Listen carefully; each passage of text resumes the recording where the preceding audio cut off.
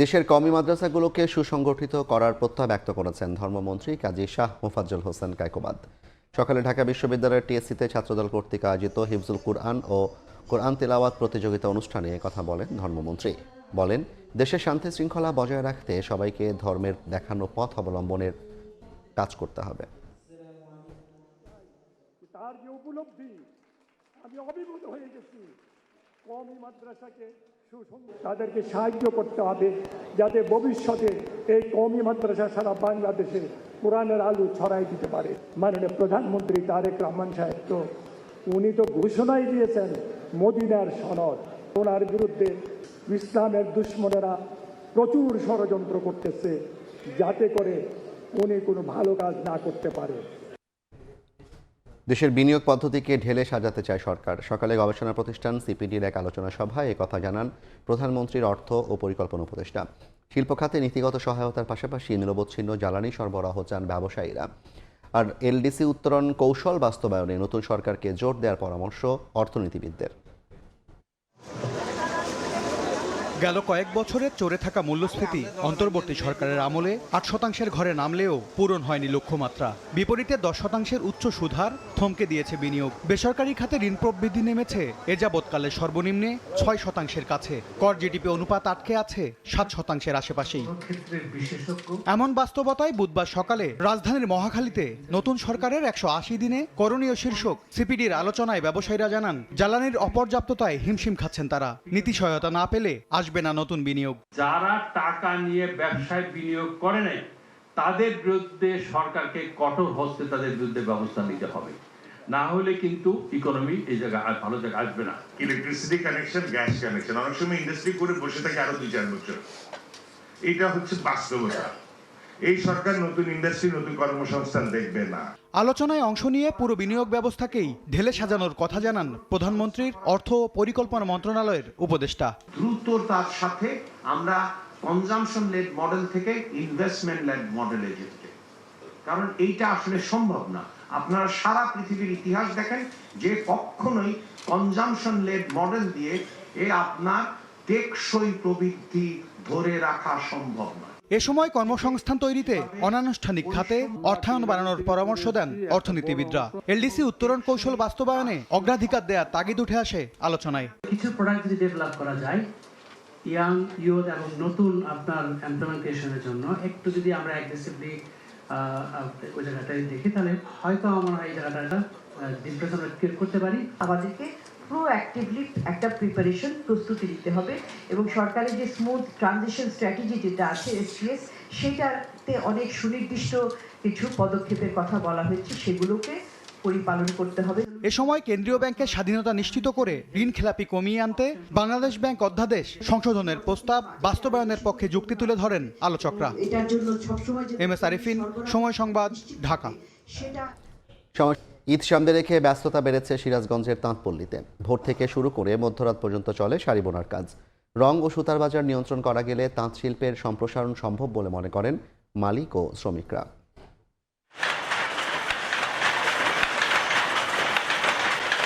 খটখট শব্দে চলছে মেশিন, সুতোর বুননে চলছে শাড়ি তৈরির কাজ। ঈদ মৌসুমে সিরাজগঞ্জের সদর, বেলকুচি, শাহজাদপুর, উল্লাপাড়া ও এনায়েতপুরের তাঁতপল্লীগুলোতে কাজের চাপ বেড়ে গেছে কয়েক গুণ। রাত দিন দম ফেলার সময় নেই তাঁত শ্রমিকদের। উন্নত মানের জামদানি, সুতি, কাতান, বেনারসি সহ বিভিন্ন ধরনের শাড়ি তৈরি হচ্ছে। তবে শাড়ি তৈরির প্রধান কাঁচামাল রং ও সুতার দাম বেশি বলে দাবি শ্রমিকদের। ঈদের 3 মাস আগের থেকে আমরা পুরাটাই কাজে ব্যস্ত থাকি বেশি। প্রকৃত তাঁতি যারা, তাঁত ব্যবসায়ী যারা, তাদের প্রতি দৃষ্টি এবং তাদের সহজ শর্তে ঋণ এবং সহজভাবে সুতা রং আমদানির সুযোগ দিতে হবে। তাঁত শিল্পের হারানো ঐতিহ্য ফিরিয়ে আনতে সরকারি পৃষ্ঠপোষকতার দাবি ব্যবসায়ী নেতাদের। কাপড়গুলি যেন নির্বিঘ্নে শান্তিপূর্ণ উপায়ে হাটে তুলে, বাজারে তুলে বিক্রি করতে পারে, আমাদের সেই বিষয়ে দৃষ্টি রয়েছে। সিরাজগঞ্জের 9টি উপজেলায় তাঁত শিল্পের সঙ্গে প্রত্যক্ষ ও পরোক্ষভাবে জড়িত রয়েছে প্রায় 10 লাখ মানুষ। রিঙ্কু কুণ্ডু, সময় সংবাদ, সিরাজগঞ্জ। চট্টগ্রাম মেডিকেল কলেজ হাসপাতালে হঠাৎ পরিদর্শনে যান সংসদ সদস্য আবু সুফিয়ান। রোগী হয়রানি ও অতিরিক্ত চাপ সহ নানা সংকটের কথা শুনে সমাধানে উদ্যোগ নেওয়ার আশ্বাস দেন। বুধবার দুপুর 12টার দিকে হঠাৎ চট্টগ্রাম মেডিকেল কলেজ হাসপাতালে পরিদর্শনে যান সংসদ সদস্য আবু সুফিয়ান। তার অপ্রত্যাশিত আগমনে অপ্রস্তুত হয়ে পড়েন চিকিৎসক, নার্স সহ স্বাস্থ্যকর্মীরা। এই সময় হাসপাতালের নানা ওয়ার্ড ঘুরে দেখেন সংসদ সদস্য আবু সুফিয়ান। শয্যা, যন্ত্রপাতি ও লোকবল সহ নানা অবকাঠামো সংকটের সমস্যা সমাধানে উদ্যোগ নেওয়ার আশ্বাস দেন তিনি। আমাদের হাসপাতালের যে জনবল, এই জনবলে আপনার এটা 500 বেডের জনবল, তাও কিন্তু পুরো সবগুলো নাই। তো আমাদের হাসপাতালে যেহেতু রোগীগুলো ফ্লোরে থাকে, বারান্দায় থাকে, 3 থেকে 3,500 এবং সাথে রোগীর অ্যাটেন্ডেন্স থাকে। এখানে 10 তলায় নতুন ভবনের কথা বলা হয়েছে এবং অন্যান্য যে জনবল, ইনস্ট্রুমেন্ট যে সংকট, এগুলা আজকে ম্যানেজমেন্টের সাথে কথা বলে জেনে নিলাম। যথাযথ কর্তৃপক্ষের সাথে আলোচনা করে আমরা যাতে এই সমস্ত সমস্যাগুলো দ্রুত সমাধান হয়। হাসপাতালের পুরাতন ভবনে 1500 শয্যার 10 তলা ভবন নির্মাণে অর্থ ও সংশ্লিষ্ট মন্ত্রীর দৃষ্টি আকর্ষণ করেন সংসদ সদস্য। শফিকুল আলম, সময় সংবাদ, Chittagong. Thai Aluminium. The better is now the best. সময় সংবাদে আরো থাকছে। আলু যে বেচাবো, কাক দেবো, সেই লোকটাই তো আমাদের পাতা পাতাইছি না। গতবার লস খাইছে, এবারও লস খাই গেল। ভরা মৌসুমে আলুর বাজারে বড় দরপতন, বিক্রি হচ্ছে উৎপাদন খরচের অর্ধেক দামে। লোকসানে উত্তরের কৃষকরা, সরকারিভাবে মূল্য নির্ধারণের দাবি। বড় দরপতনে লোকসানের মুখে রংপুর অঞ্চলের কৃষক। কেজি প্রতি উৎপাদন খরচ 14 থেকে 16 টাকা হলেও বিক্রি হচ্ছে মাত্র 6 থেকে 7 টাকায়। গেল 15 বছরে আলু চাষ করে 9 বারই লোকসান গুনতে হয়েছে এই অঞ্চলের কৃষকদের। শাকিল মাহমুদের ছবিতে নাজমুল ইসলাম নিশাতের রিপোর্ট। গেল বছরের বড় ধরনের লোকসান কাটাতে এবার বেশ জোরে সোরে মাঠে নামেন উত্তরের কৃষকরা। আবহাওয়া অনুকূলে থাকায় উৎপাদন হয়েছে ভালো, তবে আবারও হতাশ কৃষক।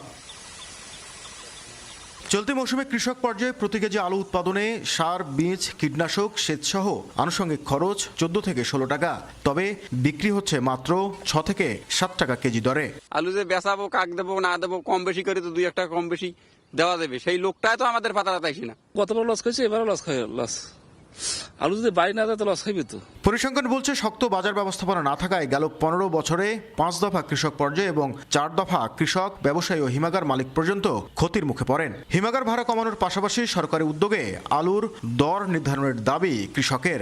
সরকার যদি বিদেশে রপ্তানি করে তাহলে কিছু টাকা রেট বাড়লে কৃষকের মনে করো 2 টাকা হবে।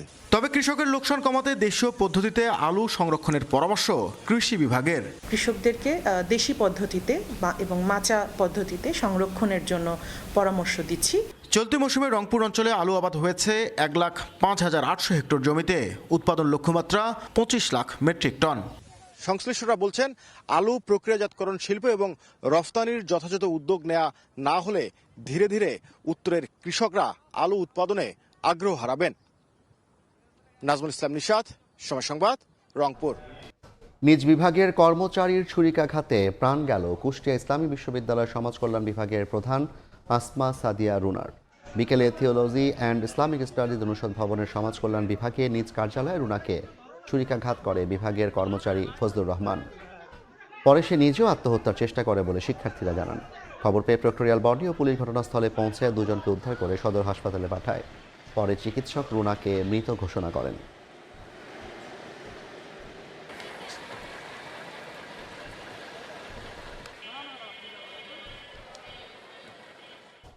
চট্টগ্রামের সীতাকুণ্ডে শিশু ইরাকে ধর্ষণ চেষ্টা ও হত্যার বিচার নিশ্চিতের নির্দেশ দিয়েছেন প্রধানমন্ত্রী তারেক রহমান। শোকাহত পরিবারের সঙ্গে দেখা করে সমবেদনা জানালেন পার্বত্য চট্টগ্রাম বিষয়ক প্রতিমন্ত্রী। বলেন, জিয়া পরিবারের পক্ষ থেকে দেওয়া হবে সহায়তা। এ সময় আসামির দৃষ্টান্তমূলক শাস্তি দাবি করেন স্বজনরা। এদিকে ঘটনার সঙ্গে সম্পৃক্ত থাকার কথা স্বীকার করে আদালতে জবানবন্দি দিয়েছে আসামি বাবু শেখ। আমার মেয়েকে যেভাবে মারছে আমি ওনাকে সেভাবে মারতে চাই। ছোট্ট মেয়ে নৃশংস হত্যায় শোকে স্তব্ধ পুরো পরিবার, ক্ষুব্ধ গ্রামবাসী। অশ্রুসিক্ত নয়নে মেয়ের শেষ দিনের কথাই বারবার বলছিলেন সন্তানহারা মা। যেভাবে আমার মেয়েকে অসহ্য করে মারছে তাকে আমি এরকম শাস্তি চাই। বুধবার দুপুরে শোকাহত এই পরিবারের সঙ্গে দেখা করেন পার্বত্য চট্টগ্রাম বিষয়ক প্রতিমন্ত্রী ব্যারিস্টার মীর হেলাল।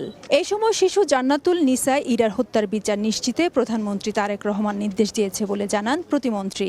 এই বিচার নিশ্চিত করার জন্য যা যা করা প্রয়োজন এটা সরকারের পক্ষ থেকে করা হবে। এই ধরনের ঘটনা যেন কেউ পুনরাবৃত্তি করতে সাহস না করে সেই ব্যবস্থাটা আমরা নেওয়ার চেষ্টা করব। আসামির দৃষ্টান্তমূলক শাস্তির দাবি জানান স্বজন ও এলাকাবাসী। ওই আসামির সাথে ওনার বউও যুক্ত ছিল, কারণ ওই মহিলাটা বাসা থেকে দুইবার বুরকা ফরে ফরে বাইর হয়েছে। ওর ফাঁসিও যেমন দৃষ্টান্তমূলক শাস্তি, যেন এই দেশে আরো ছেলে এবং কেউ যেন সন্ত্রাসী না করতে পারে। হত্যার মূল আসামি বাবু শেখকে মঙ্গলবার গ্রেফতার করেছে পুলিশ। প্রাথমিক জিজ্ঞাসাবাদে পরিবারের সঙ্গে দ্বন্দ্বের জেরে শিশু ইরাকে ধর্ষণের চেষ্টায় ব্যর্থ হয়ে হত্যার কথা স্বীকার করেছে আসামি। এর আগে 1 মার্চ সকাল 10:30টায় 7 বছরের শিশু জান্নাতুল নিসা ইরাকে চকলেটের প্রলোভন দেখিয়ে হাত ধরে সীতাকুণ্ডের ইকো পার্কে নিয়ে যায় প্রতিবেশী বাবু শেখ। পরে গলাকাটা অবস্থায় একাই হেঁটে পার্ক থেকে বেরিয়ে আসে শিশুটি। মঙ্গলবার সকালে চট্টগ্রাম মেডিকেলে 3 দিন চিকিৎসাধীন অবস্থায় থাকার পর মারা যায় 2য় শ্রেণীর শিক্ষার্থী জান্নাতুল নিসা ইরা। ফেদুসলিপি, সময় সংবাদ, চট্টগ্রাম। লুট করা অস্ত্র দিয়ে মাদকদ্রব্য নিয়ন্ত্রণ অধিদপ্তরের পরিদর্শক সিদ্দিকুর রহমানকে গুলি করা হয়েছে বলে জানিয়েছে পুলিশ। এ ঘটনায় 4 জনকে গ্রেপ্তারের পর সংবাদ সম্মেলনে এ তথ্য জানানো হয়েছে।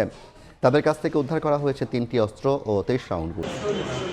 পরে সিসিটিভি ফুটেজ দেখে এ ঘটনায় জড়িত 4 সন্ত্রাসীকে গ্রেপ্তার করা হয়।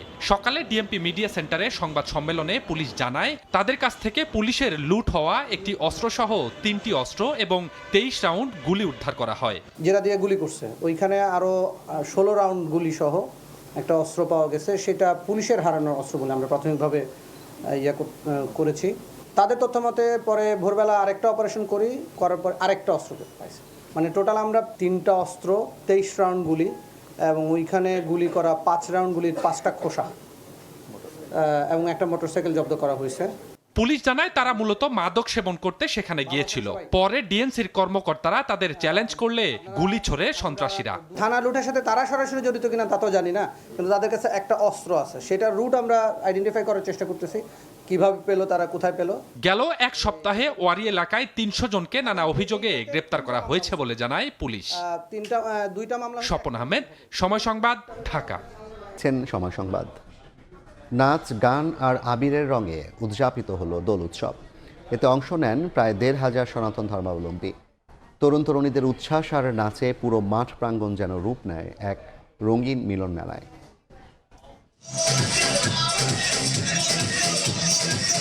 বসন্তের হাওয়ায় লাল, নীল, হলুদ আর সবুজ রঙে একে অপরকে রাঙিয়ে দিতে ব্যস্ত সনাতন ধর্মাবলম্বীরা। সকাল থেকে শুরু হওয়া দোল উৎসব চলে দুপুর পর্যন্ত। বরিশালের শঙ্কর মঠ প্রাঙ্গণে শুধু ধর্মীয় আচার নয়, দোল উৎসব যেন রূপ নেয় এক মিলন মেলায়। গান বাজনায় মুখরিত হয়ে ওঠে পুরো এলাকা। উৎসবে আসা তরুণ তরুণীদের চোখে মুখে ছিল আনন্দ। তাদের মতে বছরের এই একটি দিনের জন্যই তারা অধীর আগ্রহে অপেক্ষা করেন। শ্রী চৈতন্য মহাপ্রভুর জন্মতিথি উপলক্ষে অনুষ্ঠানটি পালন করা হয়ে থাকে। মূলত আমরা বুঝে উপভোগ করছি, পুষ্পাঞ্জলি নিয়েছি, ভীষণ ভালো কাটছে। প্রতি বছর নতুনত্ব নিয়ে আসে শঙ্কর মঠ। পরিচিতরা সবাই একসাথে প্লাস অপরিচিত সবাই মিলে একসাথে দোল খেলেছি। খুব শৃঙ্খলাবদ্ধভাবে আনন্দ ফুর্তি করছে। সঠিক সময়ে পরিকল্পনা অনুযায়ী উৎসবটি পালন করা হয়েছে বলে জানান আয়োজকরা। এই প্রোগ্রামের শুরুতে শিব পূজা হয়েছে, রাধাকৃষ্ণ পূজা হয়েছে, তারপর আসলে সকালনৃত্য শুরু হয়েছে, র্যাফেল ড্রর অনুষ্ঠান হয়েছে, তারপর মহাপ্রসাদ বিতরণ। এদিকে ঠাকুরগাঁওয়ে হোলি উৎসব উপলক্ষে জেলা শহরের আশ্রমপাড়া মন্দির প্রাঙ্গণে মিলিত হন সনাতন ধর্মাবলম্বীরা। বাদ্যের তালে তালে নেচে গিয়ে একে অপরকে রং মাখিয়ে উৎসবটি পালন করেন। খাদিজা স্বপ্না, সময় সংবাদ। বাংলাদেশের বিপক্ষে 3 ম্যাচের ওয়ানডে সিরিজ সামনে রেখে 15 সদস্যের স্কোয়াড ঘোষণা করেছে পাকিস্তান ক্রিকেট বোর্ড। প্রথমবারের মতো দলে ডাক পেয়েছেন 6 ক্রিকেটার। দলে রাখা হয়নি বাবর আজমকে। গেল টি-20 বিশ্বকাপের সুপার 8 থেকে বিদায় নিতে হয়েছে পাকিস্তানকে। বাজে পারফরমেন্সের কারণে চরম সমালোচনার মাঝে দল। আগের স্কোয়াডে বেশ কিছু পরিবর্তন এনেছে নির্বাচকরা। ওয়ানডেতে অভিষেক হয়নি এমন 6 ক্রিকেটার নিয়ে বাংলাদেশে আসছে পাকিস্তান। তারা হলেন আব্দুস সামাদ, মাদ সাদাকাত, মোহাম্মদ গাজী গরি, সাদ মাসুদ, সাহিবজাদা ফারহান এবং শামিল হোসাইন। অধিনায়কের দায়িত্বে আছেন শাহিন শাহ আফ্রিদি। মোহাম্মদ রিজওয়ান আছেন দলে। সালমান আলী আগা, আবরার আহমেদ, হারিস রৌফ, ফাহিম আশরাফ, ফয়সাল আকরাম, ওয়াসিম জুনিয়র, হোসাইন তালাদদের রাখা হয়েছে স্কোয়াডে। 8 মার্চ 3 ম্যাচের ওয়ানডে সিরিজ খেলতে বাংলাদেশে আসবে পাকিস্তান। 11, 13 এবং 15 মার্চ মিরপুর শের-ই বাংলা ক্রিকেট স্টেডিয়ামে অনুষ্ঠিত হবে ম্যাচগুলো।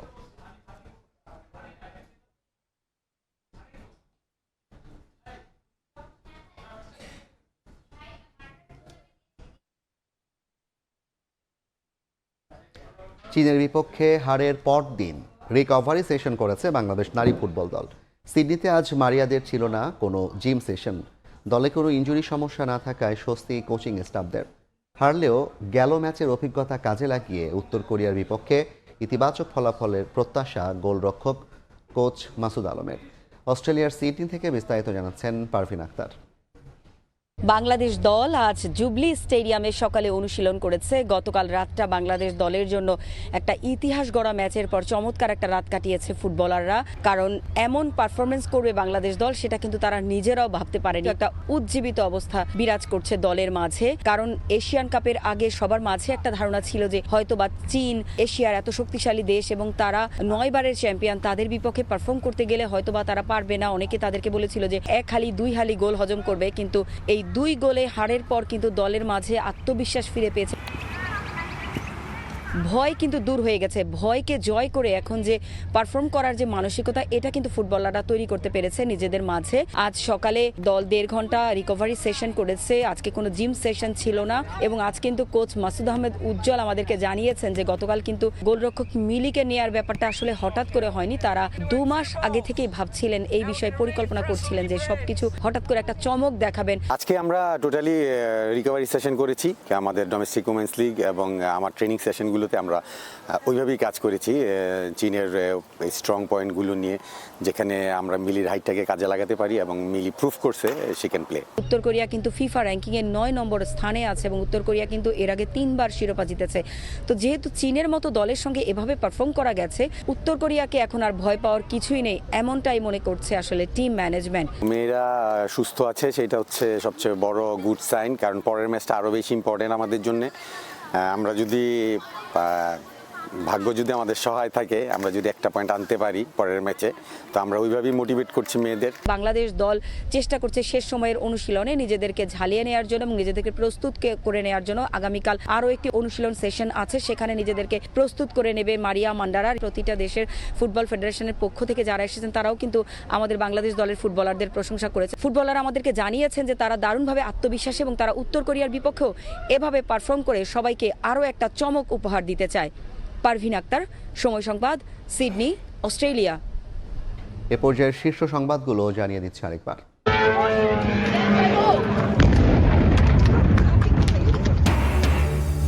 একের পর এক মার্কিন ঘাঁটি কনসুলেটে ইরানের হামলা, সৌদির আরামকোতে শোধনাগার ফের আক্রান্ত, তেহরান বৈরুত ইসরায়েলি আগ্রাসনে, প্রতিরক্ষা ব্যবস্থা ধ্বংসের দাবি। ইরান যুদ্ধ নিয়ে মার্কিন সহকারী পররাষ্ট্রমন্ত্রীর কাছে বাংলাদেশের উদ্বেগ, দ্রুত সংঘাত বন্ধের তাগিদ। জ্বালানি সংকট মোকাবিলায় যুক্তরাষ্ট্রের সহায়তা চায় সরকার। এবং সবার কাছে স্বাস্থ্যসেবা পৌঁছে দিতে হেলথ কার্ড চালুর নির্দেশ প্রধানমন্ত্রীর। 1 বৈশাখের মধ্যে 9 উপজেলায় শুরু হবে কৃষক কার্ডের পাইলট প্রকল্প।